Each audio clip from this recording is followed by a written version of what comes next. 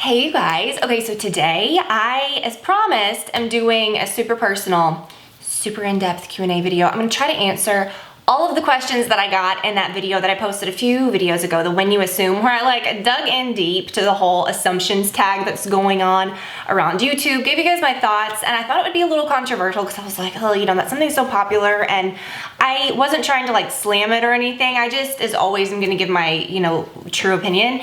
And I was absolutely shocked. Like, for one, the comments in that When You Assume video, from what I've seen, because I tried not to read, if I saw a question, I tried to skim over it because I really want to be, so I've got my computer right here if I keep looking down.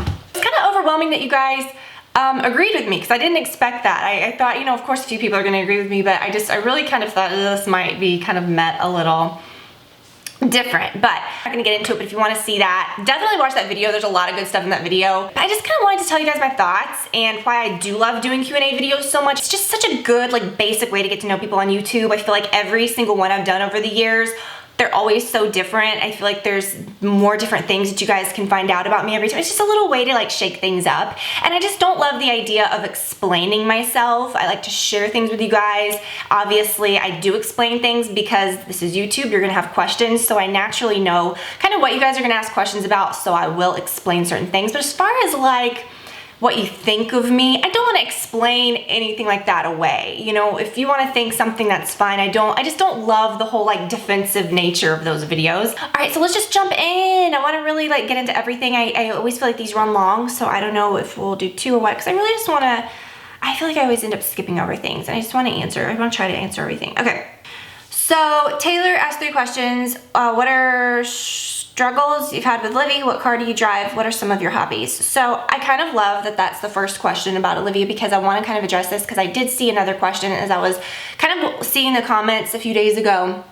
Someone asked about her school or something like that. And while I do show my child, I don't mind showing photos of her. I don't mind, like if we're in the background of a video, if she walked through, I don't always, say, don't show your face, or don't do this, or don't do that. But I love to share good parts of my life with you guys. And I'm just, as a mother, it's just hard not to share your child all of the time because they're just so darn cute and you love them so much.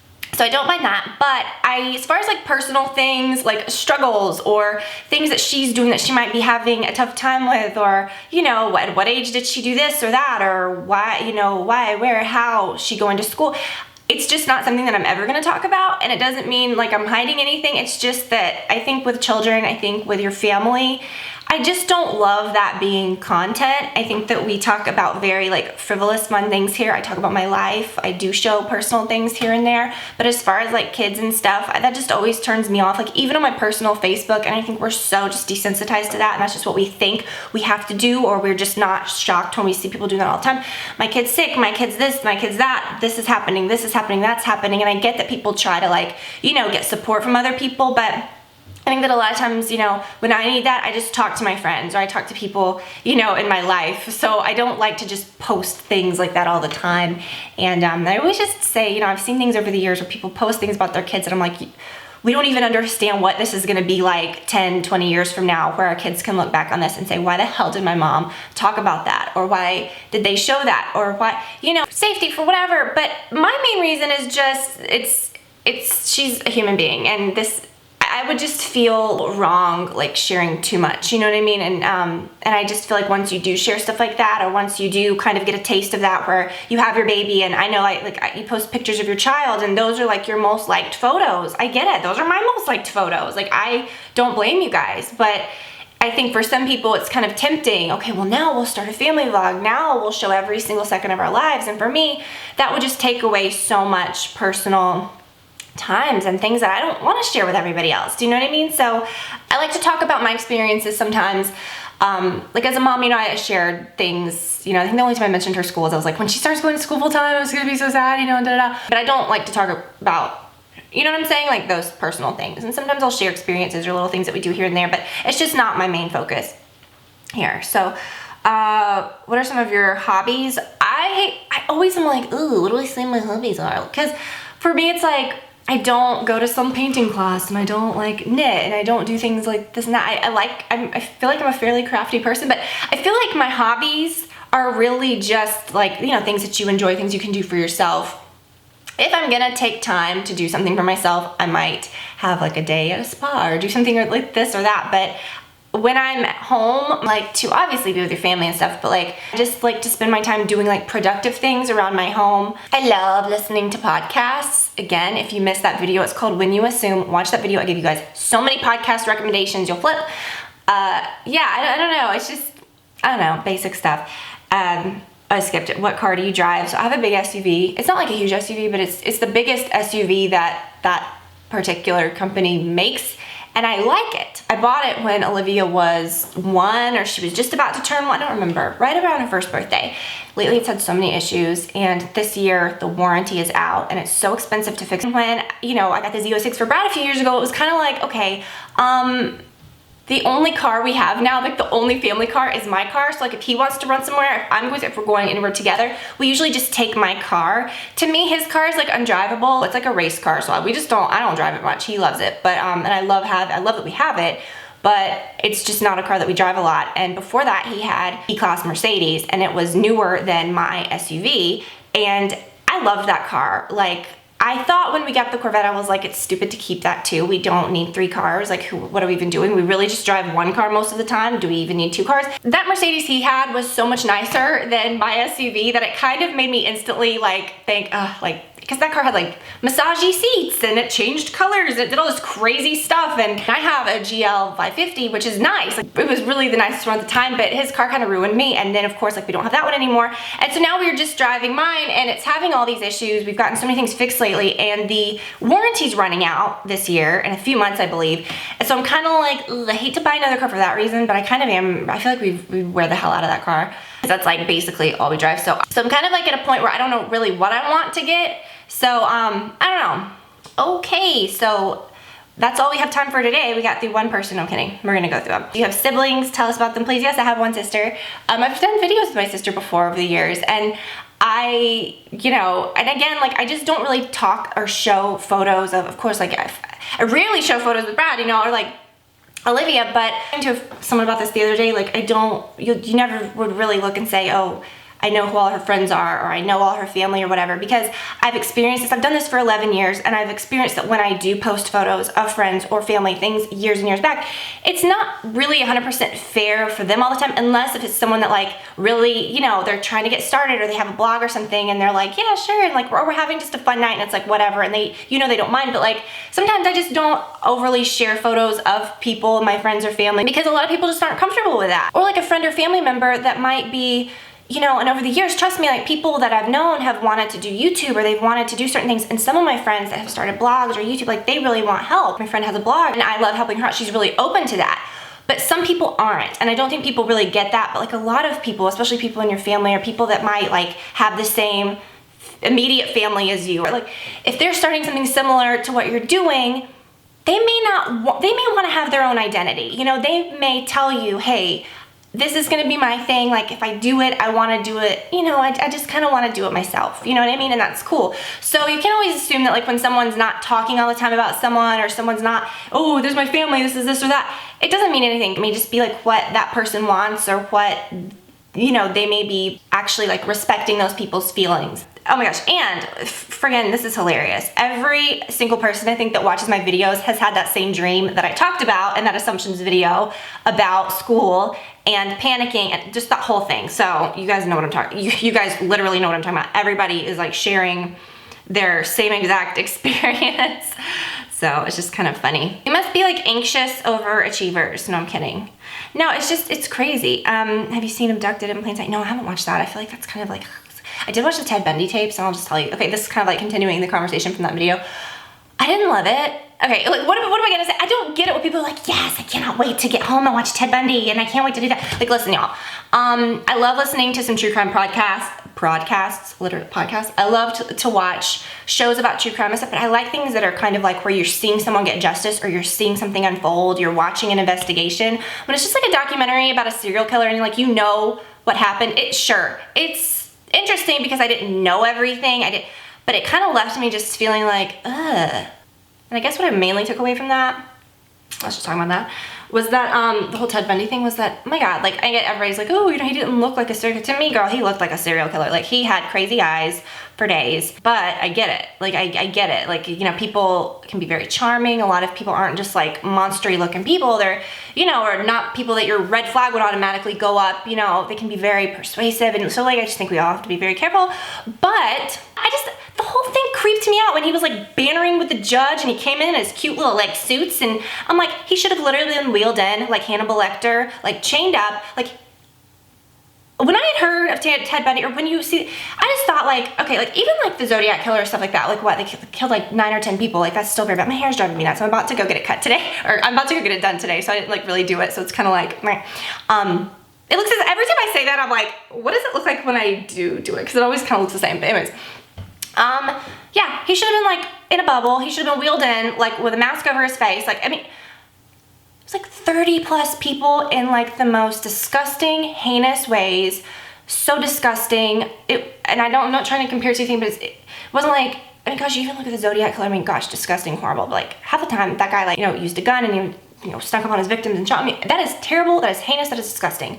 But there's just different kinds of people. There's different kinds of things that happen. This guy literally stalked women. It was disgusting what he did. I'm not going to get into it. Like literally, it was so gross and vile and sick. And he's just like, half the time he doesn't even have shackles on. He's just walking into the courtroom like, hey, what's up, everybody? Hey, Judge, how you doing? And it's like, I didn't get that. I didn't get that. I didn't understand it.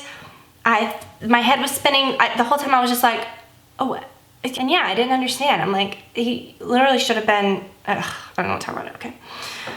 Why are you even talking about this? Oh my gosh. And listen, I'm skipping over so many questions. There are so many comments where you guys are like, oh, I love these videos. Oh, I you know, like this or that about you. And literally makes my heart explode. I'm so like not impressed with myself. I'm so kind of like, ugh. Sometimes when I read these things, I can't just be like, oh girl, thanks, you love me, thanks. Like I can't, it just makes me feel really. And I think I remember I read one question, because like a couple days ago when I thought, oh, I'm gonna do my Q&A video, have I even gotten any questions? I kind of like breezed through a little. And someone asked me, are you an introvert or an extrovert? And 100% introvert. I remember when I would take those Myers-Briggs tests, it was like, I would always get INFJ. INTJ? No, it was INFJ feeling, I think. Always introvert. And I mean, I don't even have to take anything to know that. Like, I get very, when I'm in a crowd or like when I don't, like if, say, and it's mostly like if it's an event for me, like I've never been big on birthday parties for myself. I've never been big on, let's celebrate something about me, or let's like, even when I would do events years ago, when I would travel a lot and do things like for YouTube and stuff and do, which I don't do a lot of stuff like that anymore just because I don't have to. I love being with my family. I'm glad that I did a lot of that stuff early. I do have something cool coming up though. Fun little tripperoo that I might take you guys along for the ride on.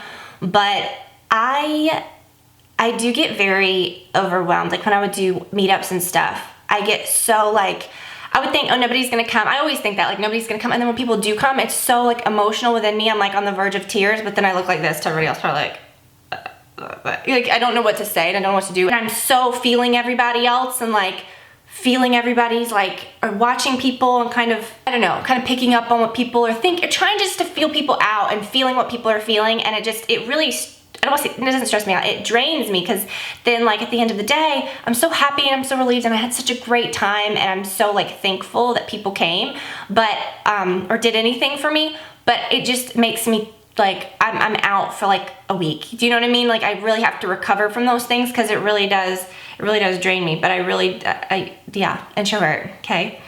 Who's your favorite YouTuber? I think that question is shady as hell. No, I'm kidding. Listen, I can't answer that question because looking at my time. If I ever look over here, I'm not like checking myself out. I'm just making sure first of all that I'm in focus because, you know, but then I always look at my time. I have so many friends that do YouTube and my thing is I don't sit and watch YouTube. I don't say, let me turn on YouTube, like let me turn it into my favorite person. There's people that I find interesting and it's mostly people that I know in real life or people that I enjoy. I don't just sit and watch YouTube. I can't do that. And I feel like, you know, part of it is because when you're on YouTube, and I guess it's different for everybody, but for me, it'd be like if you had a job and you came home and then like all you wanted to do was just watch videos about your job or just watch or just read about your job, or I'm not talking about like trying to educate yourself about your job. I'm talking about like you just want to check out. Like you don't want to, like for me, I love YouTube. I don't want to say like, for me, my favorite interaction is us, like talking to you guys. This is what YouTube is about for me. It's not about, okay, I'm on YouTube and then I also watch all these other people. I have friendships, I have people that I love and enjoy. And so that's really the people that I like to watch, people that I've known over the years, or people that I know something about because I know them a little bit, you know what I mean? Whether it's just at a distance or whether I've known them personally over the years. So yeah, I mean, you guys kind of know like who my friends are and stuff, but I can't watch a lot of things that are silly because it is what I do. And you do kind of know the behind the scenes things. And you do kind of find yourself like giving some things a side eye because you pick up on what's genuine and what's not because you know. And you kind of like, and I feel sometimes like when I come on to my YouTube or whatever and it's like my homepage and you know, it shows people that I've subscribed to over the years, or it shows videos come up, and it's just how much things have changed, and you know, everything is so controversial, or everything is so negative, or everything is like, you know, just heavy on families, which I get and I like, but you know what, that gets views, and I just, again, that makes me feel icky. Sometimes I love doing family thing. Occasionally might show a trip, or I might show something. I don't share everything we do because I feel like, again, the second you take a trip and you don't share it on social media, I know you might think, well, what, did it really happen? Or it's like such a good feeling. I don't know, I just like to very much separate things with my family and things that I do. I think once you mash it all up, it just becomes something else. It's just different. So I don't watch a lot of people, like I said, because, and you know, I like people that make me feel good, and you know, it's mostly just people that I know in real life or my friends. And it seems like all of you guys had that horrendous technology class that I talked about too. This is so funny. Okay, so Q&A. How in the beginning of your career did you stay consistent even when things weren't coming quickly? Do you have a schedule you stick by weekly for work? A behind the scenes video would be great too. When people say like work, sometimes you know, obviously I think of YouTube, but Brad and I do a lot of different things, which is nice. But with YouTube, when I began, it was a different time. Like literally it was 11 years ago. My channel grew very fast. And I mean, I was getting like pretty good views right from the jump. And like even a couple years in, I was getting like 100,000, 200,000, like big views, like for me.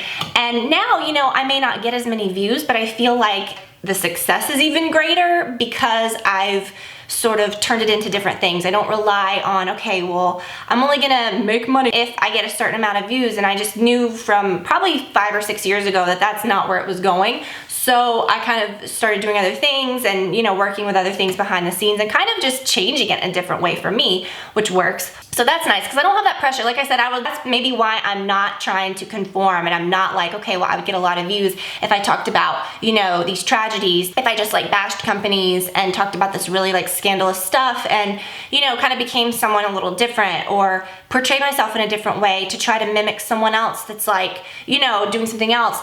That's something I knew I never wanted to do, so I kind of just thought I can't rely on thinking I've got to always be like the biggest and the best, like numbers wise. Like I'm gonna do it in a different way.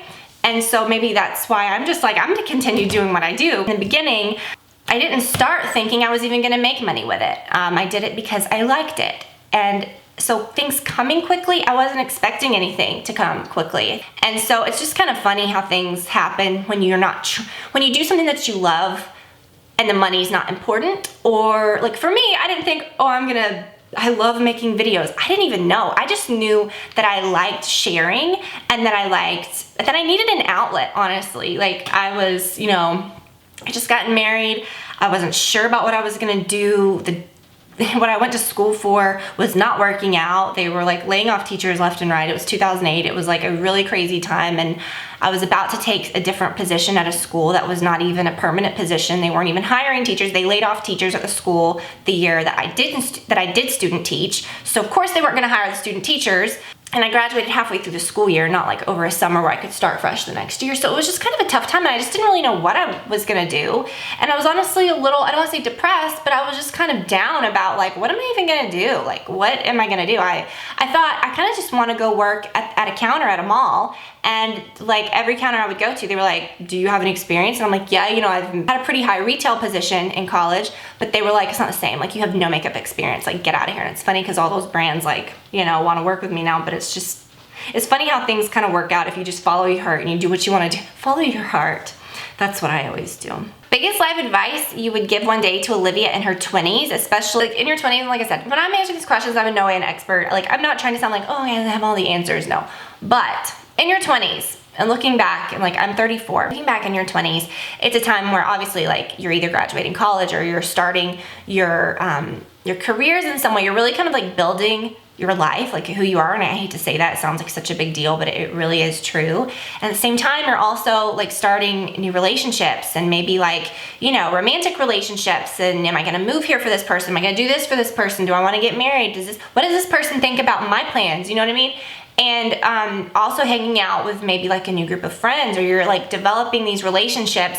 I guess my biggest thing would be, in your 20s, you have to be a bit, I don't want to say selfish, but you do have to focus on yourself. You have to focus on like building your career in that and this and whatever, but it doesn't mean that you have to say, because I've seen so many people that are like, oh, you don't need to date. You don't need to settle down in your 20s. You're too young. I don't believe that at all. I think that if you find the right person, that's going to be even better for you. Or it's great if you wait. It's just whatever works for you. I just see so many people just being so closed off to like relationships and things in their 20s. Or even people that are just like, oh, I can't have kids until this point in my life or this. You'll never, if something's right, it's right. Do you know what I'm saying? You just have to do what's right for you.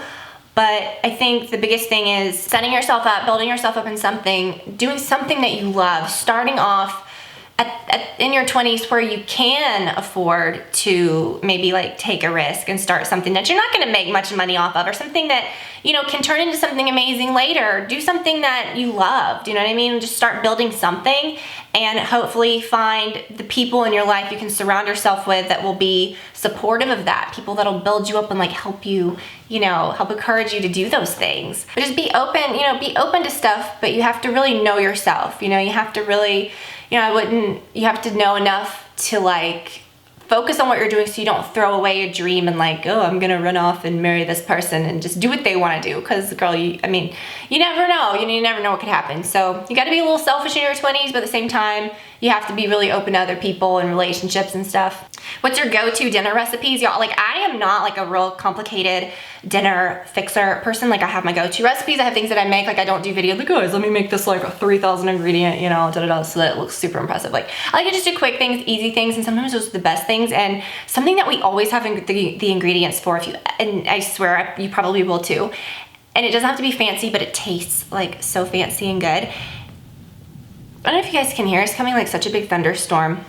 And the rain in this room, like, cause I've got that big window and I've got the skylight, the rain sounds like a tin roof on the skylight, so I don't know if you can hear it. But anyways, we love pasta, like any kind of pasta you can find in your pantry. I've done it with bow tie pasta, I've done it with spaghetti, I've done it with penne, like any kind of pasta, anything you can find, okay? Penne, whatever. So you cook your pasta in a separate little like pot. You just put some olive oil and some garlic and is that it? Red pepper flakes.